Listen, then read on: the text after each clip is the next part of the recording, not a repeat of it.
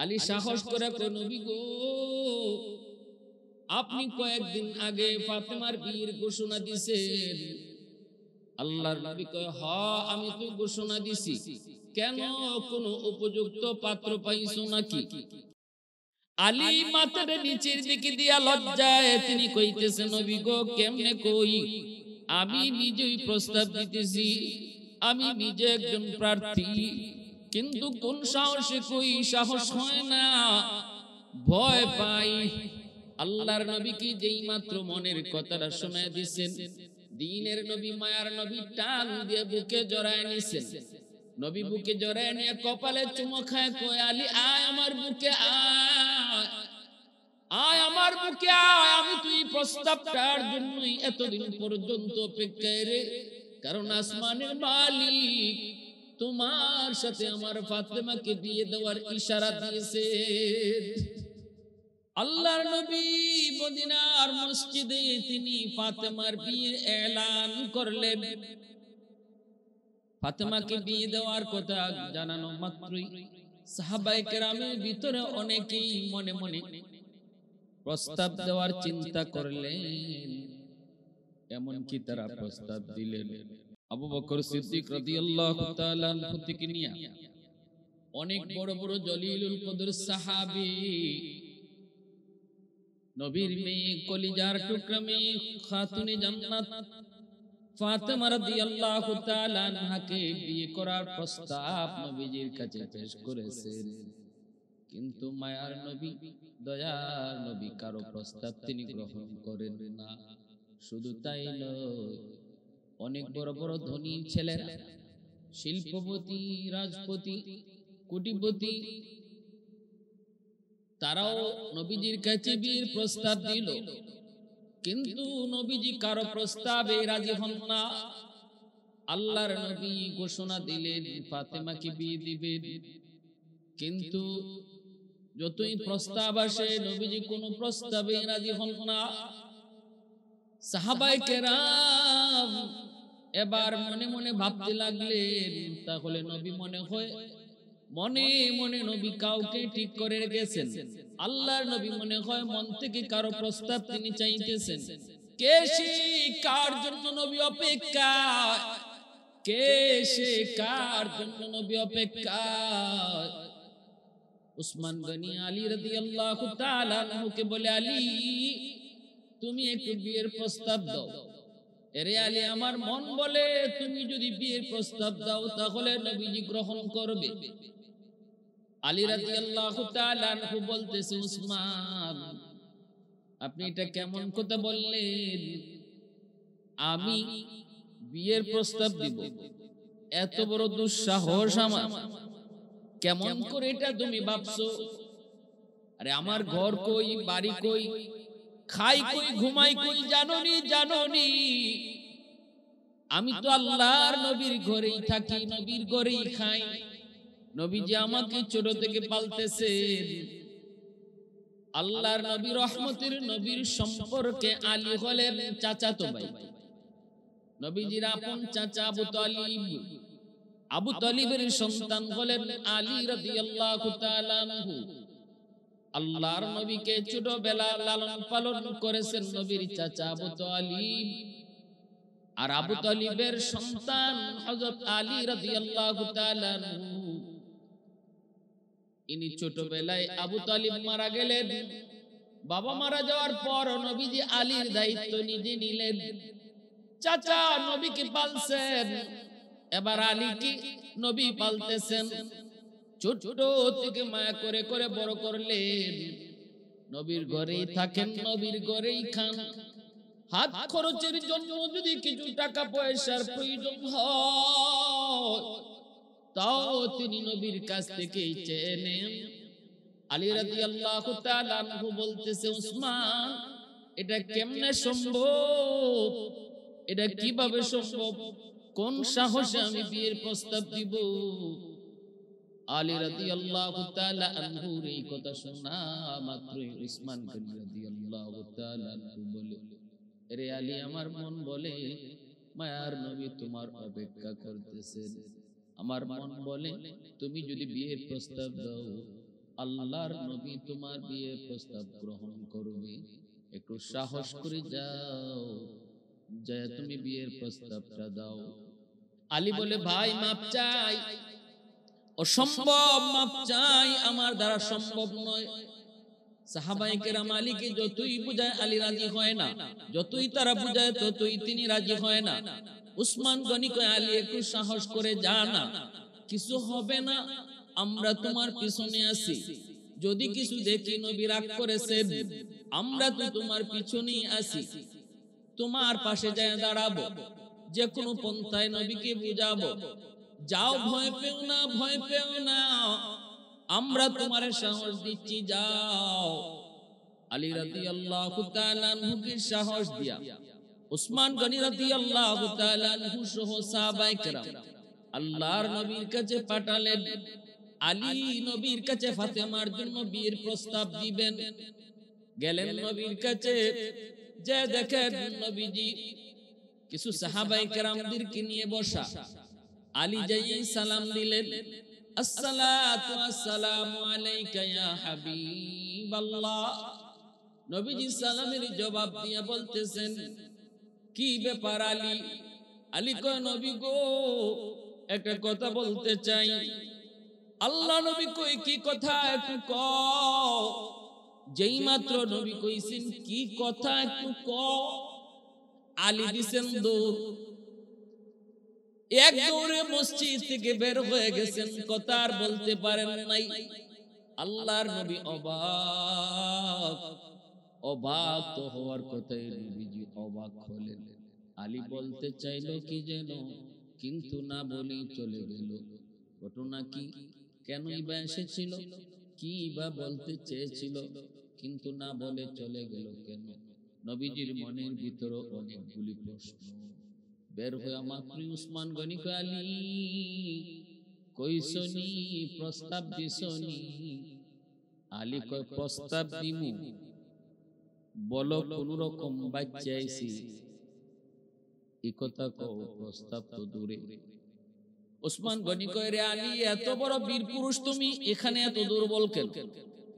এ আলী, তুমি এত বড় বীর বাহাদুর, হায়দার তোমার উপাধি, যুদ্ধের ময়দানে বীর বাহাদুরি দেখাও, হিংসের সিংহের মতো, বাঘের মতো গর্জন দাও, দুশমন তোমার নাম শুনলেই থরথর করে কাঁপে, আর এখানে তুমি একটা বিয়ার প্রস্তাব দিবা, ভয়ে পারো না, এটা কেমন কথা? আলী কয়, ভাই উসমান, মাপ চাই, আমারে যত যা কিছু বলো সব পারবো, কিন্তু এই কাজটা আমারে কইও না, কারণ আমার অত্যন্ত ভয়, কোন সাহসে আমি বিয়ে প্রস্তাব দিতে যাব?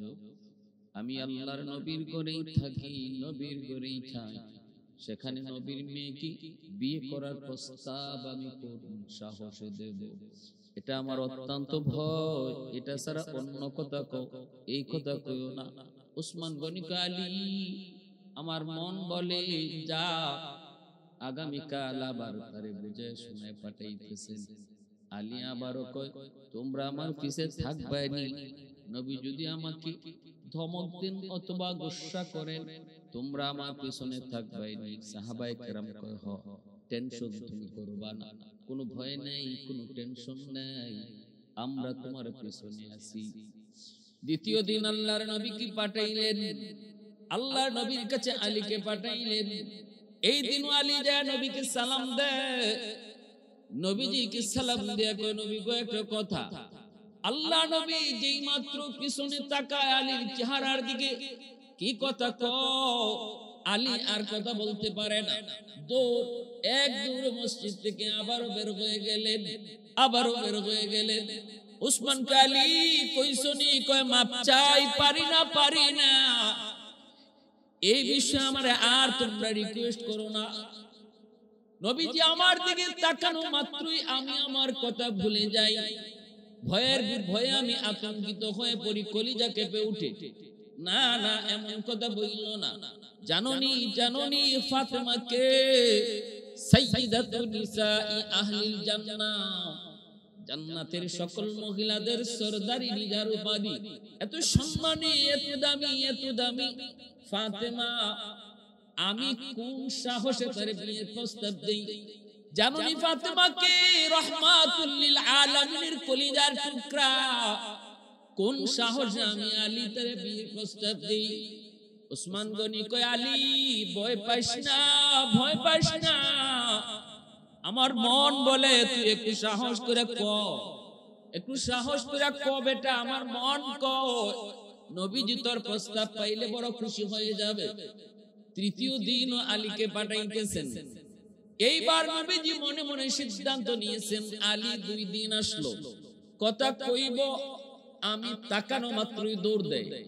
ঘটনা কি বলতে চায় বলে না কেন, কেনই বা আসলোই যখন বলবো না কেন?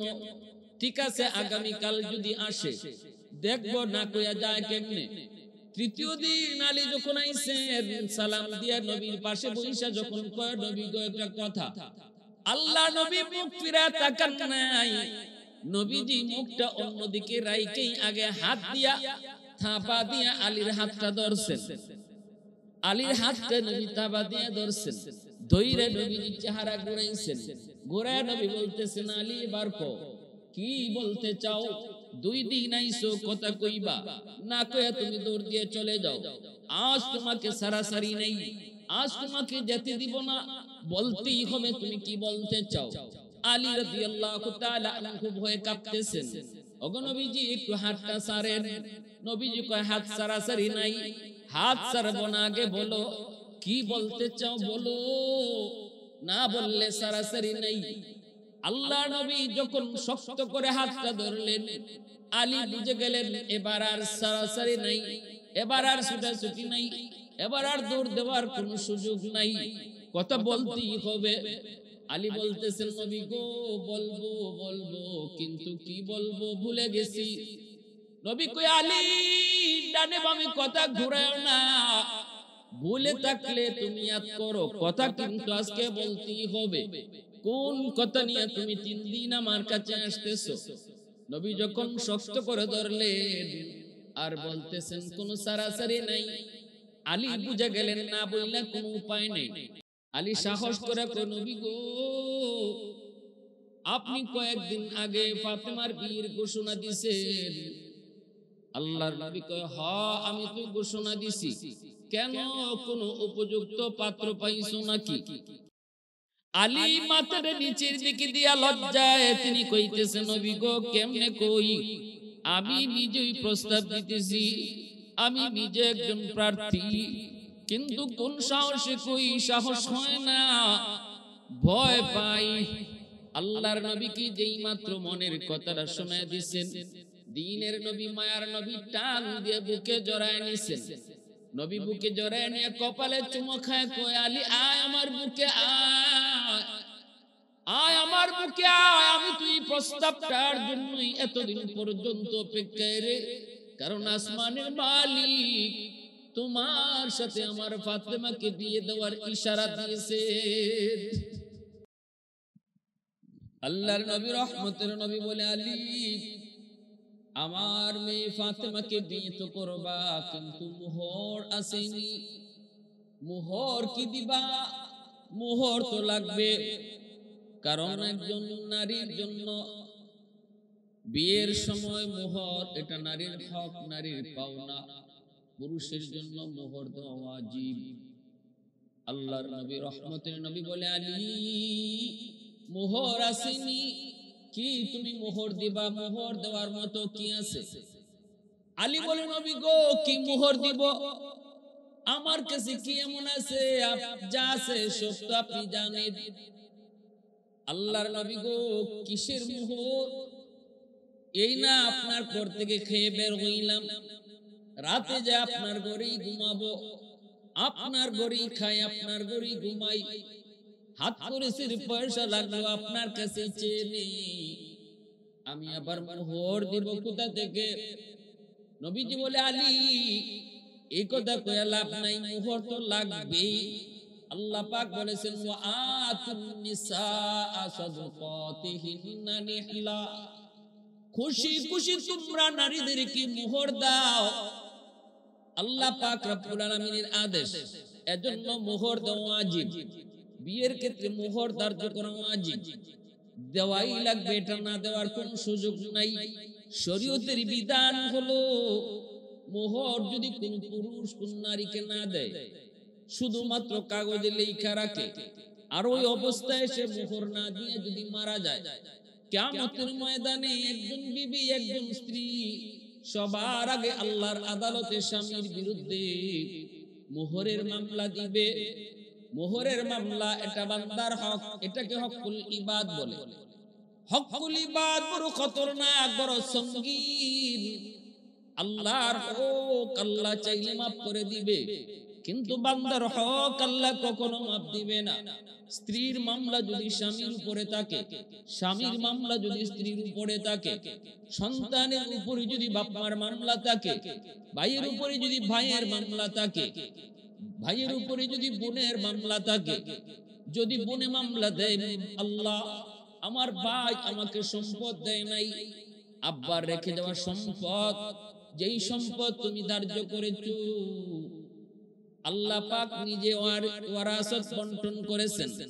কে কতটুকু অংশ পাবে বাবা মারা যাওয়ার পর, ভাই কতটুকু, বোন কতটুকু বন্টন করেছেন মালিক।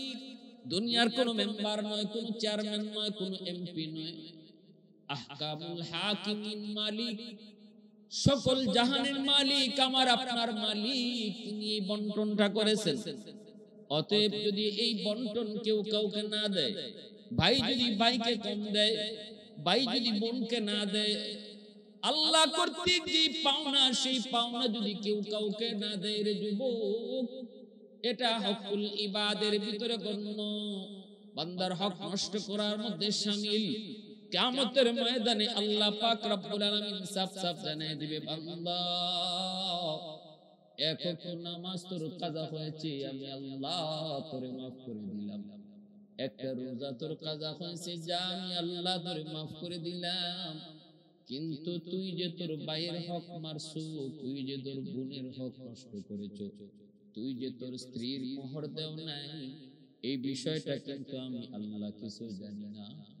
আজ তারা আমার আদালতে মামলা করেছে, এই মামলার রায় তুমি আগে পাও, তারপরে তুমি তোমার নামাজ রোজা হজ যাকাত লইয়া জান্নাতে যাও।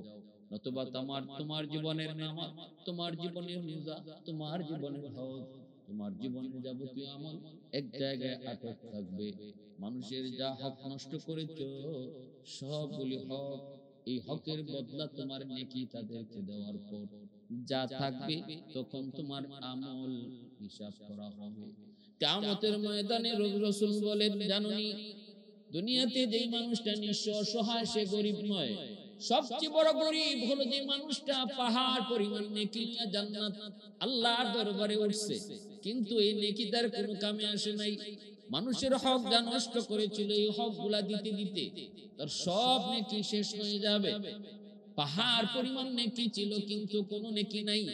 স্ত্রীর মামলা, এই মামলা ডিসমিস করতে স্ত্রীকে তার হজের সওয়াব দিয়ে দিবে। বোনের মামলা, বোনের হক দেয় নাই, এই মামলা ডিসমিস করতে তার জীবনের অনেকগুলি নামাজের সওয়াব বোনকে দিয়ে দিবে। এইভাবে ভাইয়ের হক নষ্ট করেছে, প্রতিবেশীর সীমানা ঠেলছে, প্রতিবেশীর জমি দখল করেছে, এই মানুষগুলোর যতগুলি হক, ওই হকের মামলা আল্লাহর আদালতে দাঁড়াবে রে যুবক। ওই মামলা পরিশোধ করতে যায় তার হাত নিঃস্ব হয়ে যাবে, সে অসহায়। রাসূল কয়, সেই হলো সবচেয়ে বড় মুফলিস, সেই হলো সবচেয়ে বড় মুফলিস।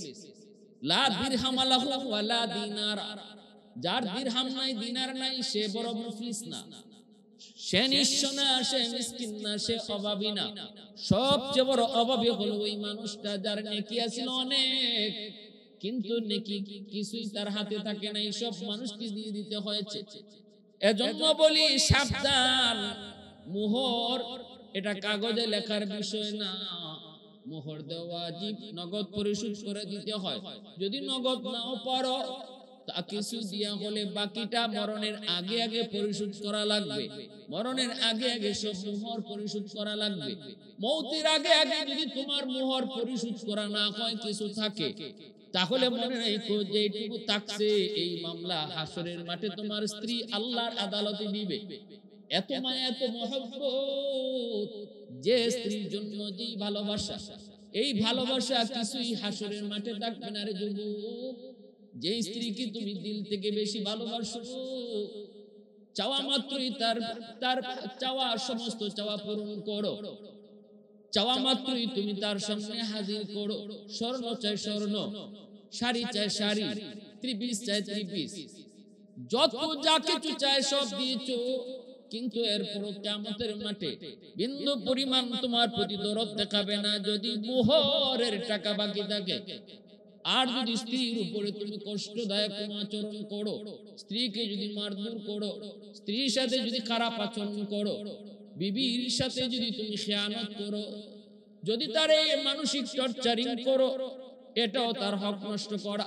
কারণ এই মানুষটা দুর্বল, সে মাজলুম, সে মাজলুম। আল্লাহ রাসূল কয় ইত্তাকি দাওয়াতাল মাজলুম ফাইন্নাহু লাইসা বাইনাহা ওয়া বাইনাল্লাহি হিজাব। মনে রাখো, দুর্বলের উপরে কেউ জুলুম কইরো না।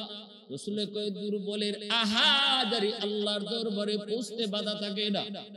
ঘরের ভিতরে আমার স্ত্রী আমার কাছে সবচেয়ে বেশি দুর্বল, কারণ এই ঘরে তার সাথে তার মা আসে নাই, বিয়ের সময় বোন সাথে আসে নাই, বিয়ের সময় আদরের ভাই আসে নাই।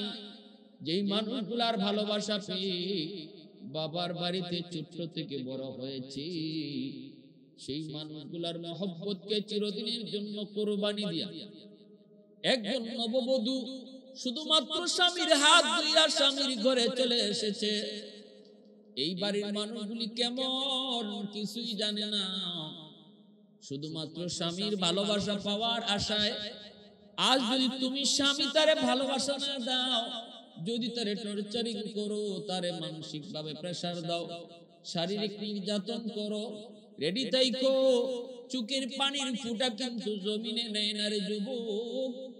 একজন দুর্বল নারীর চোখের পানির ফুটা দুনিয়ার মাটি গ্রহণ করে না, আল্লাহর আদালতের ফাইলে গিয়ে জমা হয়।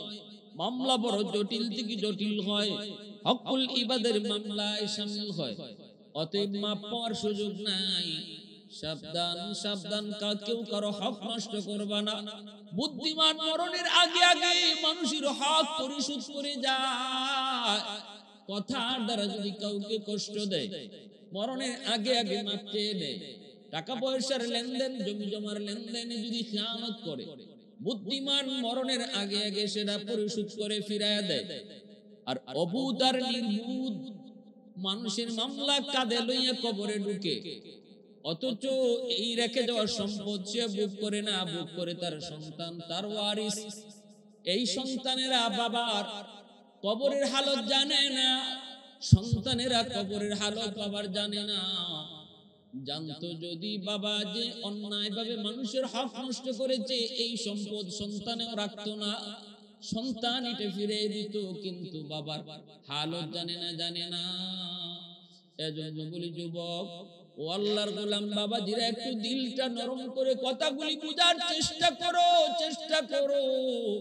যে সম্পদ তুমি অন্যের কাছ থেকে মাইরা দখল কইরা সন্তানকে দিয়ে যাইতেছো, এই সন্তান কিন্তু হাসরের মাঠে তুমি বাবার পরিচয় দিবে না। হাসরের ময়দানে আদরের স্ত্রী স্বামী পরিচয় দেয় না, হাসরের ময়দানে ভাই ভাইয়ের পরিচয় দেয় না। বিন্দু পরিমাণ কেউ তোমার উপকার করবে না। ইয়াউমা ইয়াফিরুল মারউ মিন আখিহি ওয়া উম্মিহি ওয়া আবিহি ওয়া সাহিবাতিহি ওয়া বানিহি লিকুল্লি ইমরিইন মিনহুম ইয়াউমা ইযিন শাআনুন ইউগনিহি। আল্লাহ পরিষ্কার বলছেন, সবাই খালি ইয়া নফসি ইয়া নফসি কইব, সবাই খালি কইব আল্লাহ আমারে বাঁচাও, আল্লাহ আমারে বাঁচাও, আমারে বাঁচাও। কোথায় আমার স্ত্রী, কোথায় আমার বাবা, কোথায় আমার মা, কোথায় আমার সন্তান? আল্লাহ কয় কিয়ামতের মাঠে একজনও এই কথা কইতো না, এ মানুষ সাধারণ মানুষ, তোমরা যারা, তোমরা তো বহুদূর, কোন নবী পর্যন্ত আল্লাহর দরবারে হাসরের ময়দানে কথা কইতো না। নূহ নবী কইতো না মালিক আমার আব্বা কই, আমার সন্তান কই, কথা আল্লাহরে কইতো না। নূহ নবীও কইব ইয়া নফসি ইয়া নফসি, আল্লাহ আমারে বাঁচাও আমারে বাঁচাও। ইব্রাহিম পয়গম্বর কইব আল্লাহ আমারে বাঁচাও। এইভাবে সকল নবী শুধু কইব আমারে বাঁচাও। শুধুমাত্র কেবলমাত্র আমার আপনার নবী, রহমতের নবী, দু জাহানের বাদশা, সাইয়্যিদুল মুরসালিন নবী মুহাম্মদুর রাসূলুল্লাহ সাল্লাল্লাহু আলাইহি ওয়াসাল্লাম শুধু বলবেন ইয়া হাব ইয়া উম্মতি ইয়া উম্মতি ইয়া উম্মতি ইয়া উম্মতি। আল্লাহ আমার উম্মত কই, আল্লাহ আমার উম্মত কই, আমার উম্মতের কি হালত। শুধুমাত্র কেবলমাত্র আমার আপনার নবী বলবে। সুপারিশ করার অধিকার একমাত্র আল্লাহ তার হাবিবকে হাসরের মাঠে দিবে, আর কেউ সুপারিশ করার অধিকার পাবে না। এজন্য বলি যুবক সাবধান, বুদ্ধিমান কখনো অন্যের হক নষ্ট করে কবরে যায় না। বুদ্ধিমান অন্যের পাওনা লইয়া কবরে যায় না। বোকা যারা তারা অন্যের পাওনা লইয়া কবরে যায়।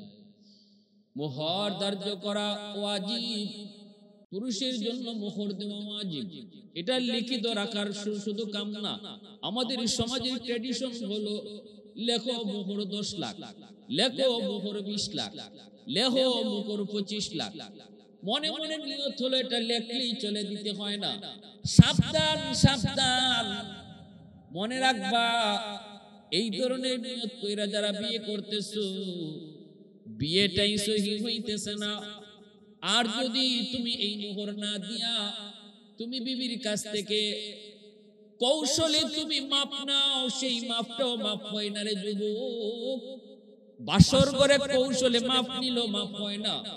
কারণ একজন স্ত্রী, একজন নববধূ, মা বাবা সব চাইরা আনুষ্ঠানিক ভাবে শত শত হাজারো মানুষকে জানায় যখন বিয়ে হয়, এই মহিলাটা স্বামী যদি বাসর করে কৌশল করে মোহর মাপ দাও নাইলে আমি বাসর করে ঢুকবো না, মহিলাটা পরে বিপদে।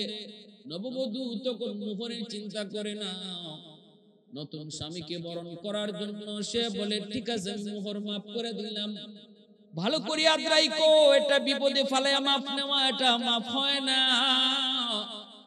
এটা তারে বিপদে ফালায়া মাপ নেওয়া মাপ হয় না।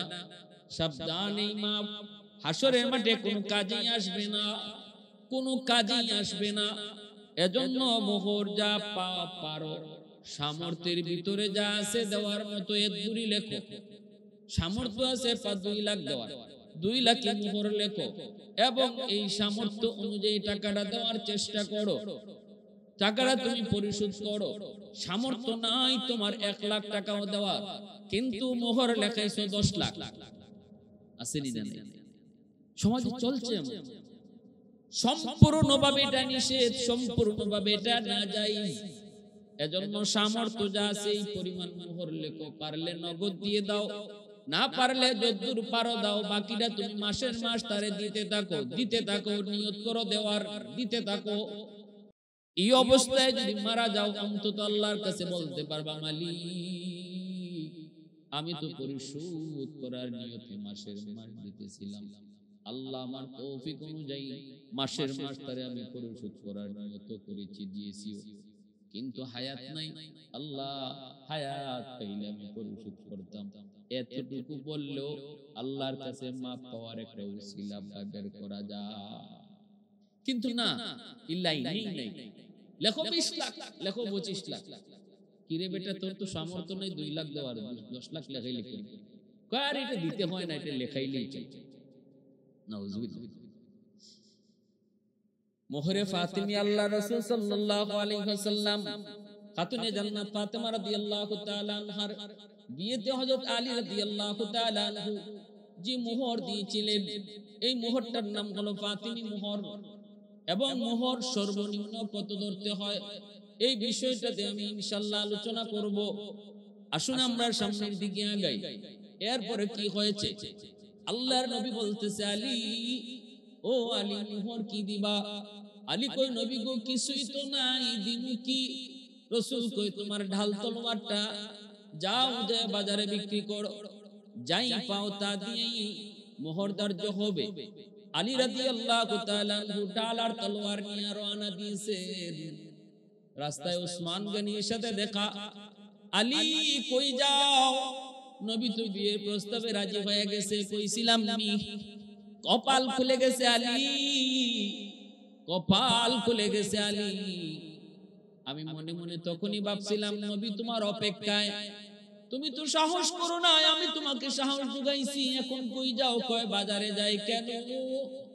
কয় বিয়াতে করব, মোহর তো দেওয়া লাগবে, আমার তো কিছুই নাই, মোহর দিমু কেমনে? রাসূল কয় ডাল তলোয়ার বাজারে বিক্রি করো। এই যে রওনা দিয়েছি, ডাল তলোয়ার বিক্রি করে যা পাবো তাই আমি মোহর ধার্য করব।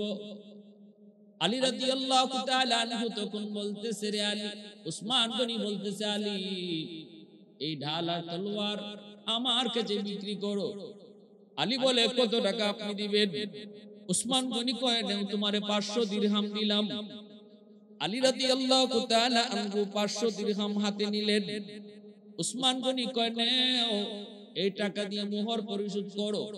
কারণ হযরত আলী তিনি গরিব, কিন্তু উসমান তিনি হলেন মদিনার সবচেয়ে ধনী সাহাবীদের ভিতরে একজন, নাম হলো গনি। উসমান যেমন সম্পদের মালিক, তার দিলও ছিল উদার, দানের হাতও অনেক বড়। কিছু মানুষ সমাজে এমন আছে, টাকা আছে পয়সা আছে কিন্তু মন বড় না। আবার কিছু মানুষ এমন আছে, টাকা পয়সা যেমন আছে মন তেমন বড়। ভালো করে আদ্রাই কই যুবক, আল্লাহর নবী রহমতের নবী এক হাদিসে বলছেন, সম্পদের মালিক যে, কিন্তু সে যদি আল্লাহর রাস্তায় দান না কইরা এই টাকা সে খেলাধুলায় কাজে ব্যয় করে, আমোদ ফুর্তিতে ব্যয় করে, তাহলে মনে রাখো এর গুনাহ কিন্তু সে পাইতেছে। এই টাকা পয়সা ভালো কাজে ব্যয় করলো না, অন্যায় কাজে ব্যয় করলো। আরেকজন মানুষ গরিব, তার টাকা নাই পয়সা নাই, নিয়ত করে কয় আমার যদি টাকা থাকতো একটা সিনেমা হল দিতাম। যেই মানুষটা টাকা পয়সা থাকার কারণে সিনেমা হল বানাইলো, সিনেমা হল বানায়া সে যেই পরিমাণ গুনাহ কামাইলো, ওই গরিব মানুষটা টাকা নাই পয়সা নাই, কিন্তু দিলে দিলে নিয়ত করে সে আমার পয়সা হলে সিনেমা হল বানাইতাম। রাসূল কয় ওই ধনী লোকটা সিনেমা বানায়া হল বানায়া যে গুনাহগার, গরিব লোকটা নিয়ত কইরাও সমান গুনাহগার। ঠিক তেমনি ভাবে একদম ধনী মানুষ আল্লাহর রাস্তায় দান করে, আর গরিব আফসোস করে আল্লাহ আমার কাছেও যদি পয়সা থাকতো আমিও তোমার রাস্তায় এরকম দান করতাম। রাসূল কয় ধনী দান কইরা যেই পরিমাণ সওয়াব পাইলো, গরিব নিয়ত কইরাও সমান সওয়াব পাওয়া গেল। সুবহানাল্লাহ, সুবহানাল্লাহ। সমাজের ভিতরে কিছু মানুষ এমন আছে, পয়সা আছে কিন্তু মন নাই, আল্লাহর রাস্তায় দান করে না, অন্যান্য কাজে খারাপ কাজে তার সব কাজে শরীক আছে। খেলাধুলার চাঁদা চাইলে চাঁদা দেয়, কিন্তু আজ মাহফিলের চাঁদা চাইলে দেয় না। এখানে উদ্দেশ্য তার দুনিয়ার সুনাম কামানে, আখিরাতের চিন্তা নেই। আলী রাদিয়াল্লাহু তাআলা আনহু উসমান গনি রাদিয়াল্লাহু তাআলা আনহুর কাছ থেকে 500 দিরহাম নিয়ে রওনা দিলেন। হযরত উসমান তো তিনি আখিরাতের পাগল, তিনি তো টাকা পয়সা এমন জায়গাতেই ব্যয় করতেন যেখানে আখিরাতের পুঁজি হয়, সব টার্গেটই ছিল আখিরাতের। আলী রাদিয়াল্লাহু তাআলা আনহু এই 500 দিরহাম আইনা তিনি মোহর হিসেবে রাসূলের হাতে রাখলেন। ওই মোহরটাকে ফাতিমি মোহর বলা হয়। 500 দিরহামে 131 বড়ি রূপার সমান, 131 বড়ি রূপা 500 দিরহাম। তাহলে 500 দিরহামে যদি 131 বড়ি রূপা হয়, রূপার বড়ি হইল 1000 টাকা। সেই তুলনায় ফাতিমি মোহর হচ্ছে 1,31,000 টাকা। 1,31,000 টাকা হলো ফাতিমি মোহর। এটা আলী রাদিয়াল্লাহু তাআলা আনহু ফাতেমা রাদিয়াল্লাহু তাআলা আনহার বিয়েতে তিনি মোহর দিয়েছিলেন। এই মোহরটাকে ফাতিমি মোহর বলে। এর অর্থ এই না যে এটাই সর্বনিম্ন মোহর। শরীয়তে এর চেয়েও কম সুযোগ রাখছে, সর্বনিম্ন মোহর ধার্য করেছে শরীয়ত ইমাম আবু হানিফা রাহমাতুল্লাহি আলাইহির মতে, হানাফি মাযহাবে 10 দিরহাম। 10 দিরহাম, 10 দিরহাম সমপরিমাণ। এক দিরহাম 10 দিরহামে এরকম ভাবে 2 ভরি রূপার সমান হয়। তো এরকম কেউ যদি 10 দিরহাম, বর্তমানে দিরহাম আর রূপার হিসাবটা আমার পরিষ্কার ক্লিয়ার জানা নাই, এই 10 দিরহাম সমপরিমাণ টাকা, এটা হলো সর্বনিম্ন মোহর। সর্বনিম্ন মোহর। তো প্রিয় হাজিরিন, এই সর্বনিম্ন মোহরটা দেওয়াই লাগবে, এর চেয়ে কম দেওয়া যাবে না, এর চেয়ে কম দেওয়ার কোনো সুযোগ নেই। সর্বনিম্ন মোহর হলো 10 দিরহাম।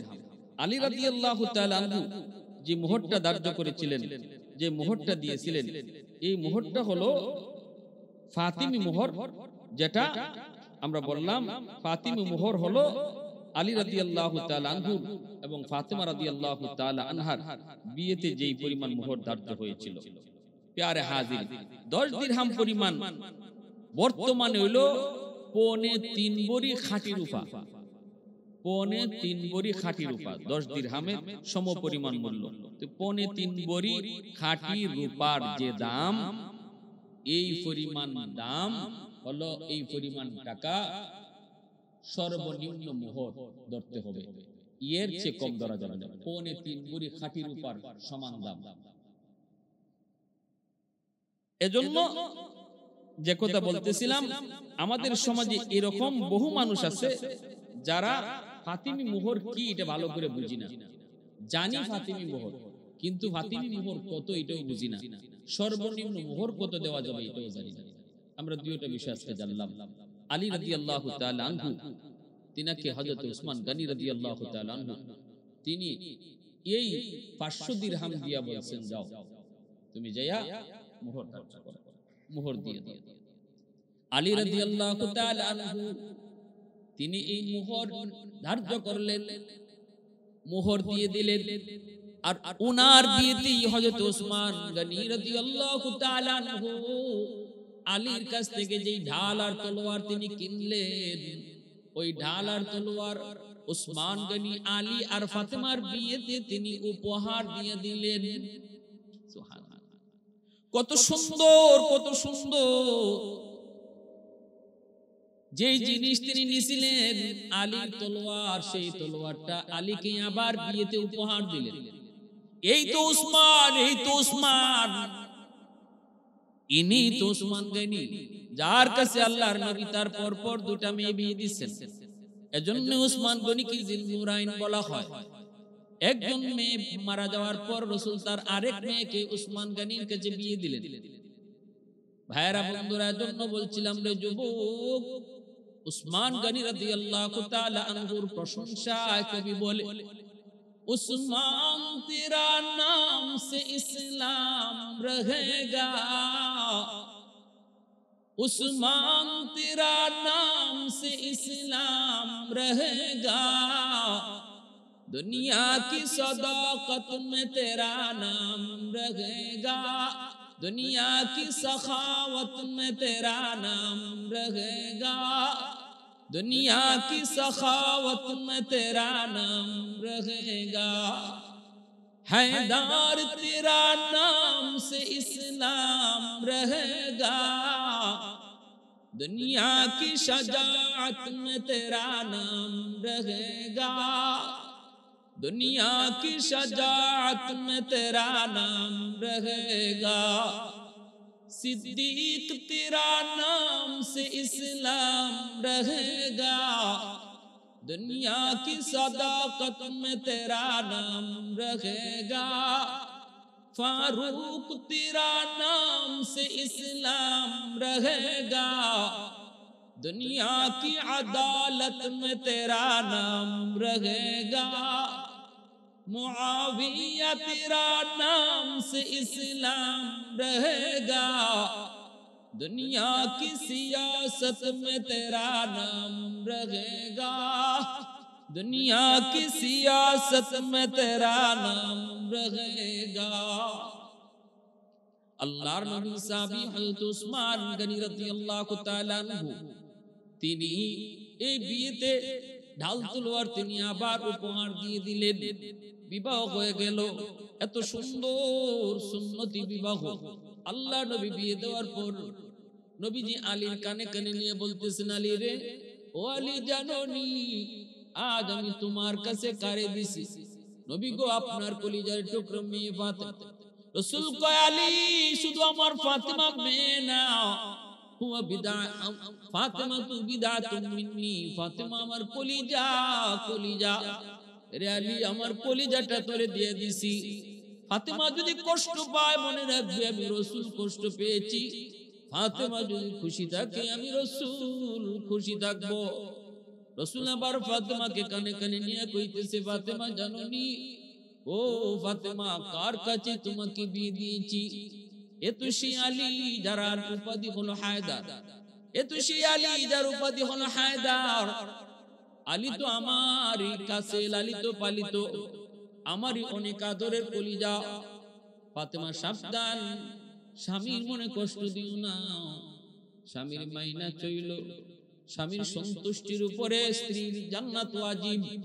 যেই মহিলার উপরে স্বামী সন্তুষ্ট, এই মহিলা রাসূল কয় মরতে দেরি, জান্নাত পাইতে দেরি হয় না।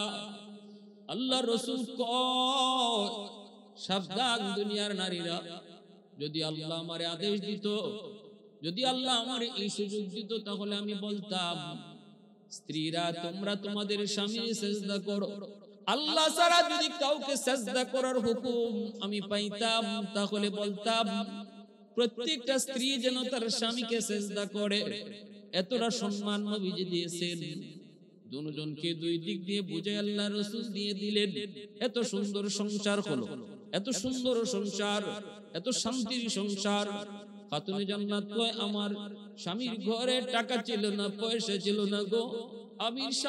আমার স্বামী আলীর ঘরে পয়সা ছিল না, টাকা ছিল না, ধন ছিল না, দৌলত ছিল না। আমি ঘরে কাম করে করে আমার হাতে দাগ ফেলাইয়া দিছি। কিন্তু দুনিয়ার মানুষ